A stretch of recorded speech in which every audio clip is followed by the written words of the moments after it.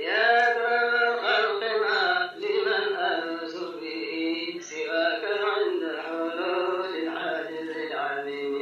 مولاي فذكر العادل به سلموا وبدله بكل اسم عظيم أنت تخالف أمرها لا تنال من مكرها عمرك وحش شرها من العذاب تسليم أغفر الله العلي توبة عبد وجلي قبل أمور الأجل مستغفرا وتقيم هو الغفور يرحم من جاءه يسترحم الرحيم فلذي تسليم يا عبد وجه ما مضى من الذنوب وانقضى وارض بما الله قضى في ملكه وسلم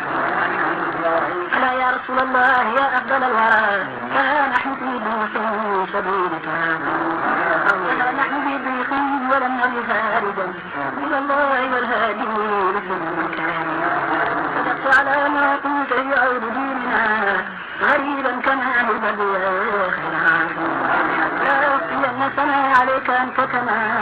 ربي على الناس قد أثنيت لنا اغفر لنا ولمن بيننا نسب من جهة السنين أو بالدين